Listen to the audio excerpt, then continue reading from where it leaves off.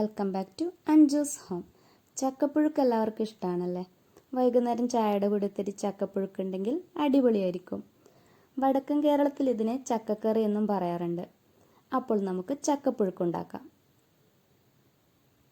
ചക്കച്ചോള ചെറുതായി മുറിച്ച് നല്ലതുപോലെ കഴുകിയെടുത്തിട്ടുണ്ട്. പിന്നെ ആവശ്യമുള്ളത് 2 തണ്ട് കറിവേപ്പില, 1 മുറി തേങ്ങ ചിരകിയത്, 2 ടേബിൾ സ്പൂൺ വറ്റൽമുളക് പൊടിച്ചെടുത്തത്, കുറച്ച് വെളുത്തുള്ളിയും ജീരകവും, പിന്നെ ഇത്തിരി ചക്കക്കുരു എടുത്തിട്ടുണ്ട്. ഇതിലേക്ക് ഉപ്പ് ചേർത്ത വെള്ളമാണ് ഒഴിച്ചു കൊടുക്കുന്നത്. 1.5 കപ്പ് വെള്ളം ഒഴിച്ചു കൊടുക്കാം. 1/4 ടീസ്പൂൺ മഞ്ഞൾപ്പൊടി ചേർക്കാം. മിക്സ് ചെയ്തെടുക്കാം. മുകളിലായി തേങ്ങ ചിരകിയതുകൂടി ചേർക്കാം. തേങ്ങ ഇതിൻ്റെ കൂടെ വെന്ത് വരണം. പ്രഷർ കുക്കറിലാണ് ചക്ക വേവിച്ചെടുക്കുന്നത്. 2 വിസിലിൽ വെന്ത് കിട്ടും.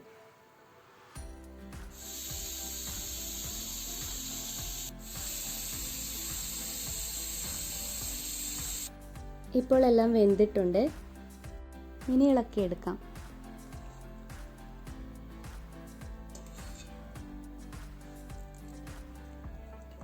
കടുക് താളിച്ച് ചേർക്കാനുണ്ട്. എണ്ണ ചൂടാകുമ്പോൾ കടുക് പൊട്ടിക്കാം. വെളുത്തുള്ളി ചേർക്കാം. ജീരകം ചേർക്കാം. പിന്നെ കറിവേപ്പിലയും പൊടിച്ചെടുത്ത വറ്റൽമുളകും ഒപ്പിച്ചെടുക്കാം.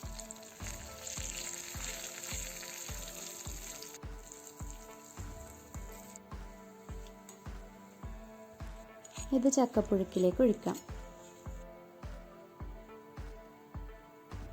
ഇനി മിക്സ് ചെയ്യാം.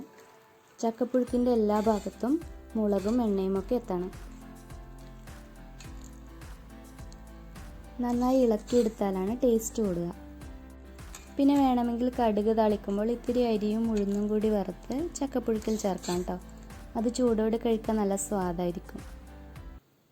അങ്ങനെ ചക്കപ്പുഴുക്ക് ഇവിടെ റെഡി ആയിട്ടുണ്ട്. Thank you for watching my video.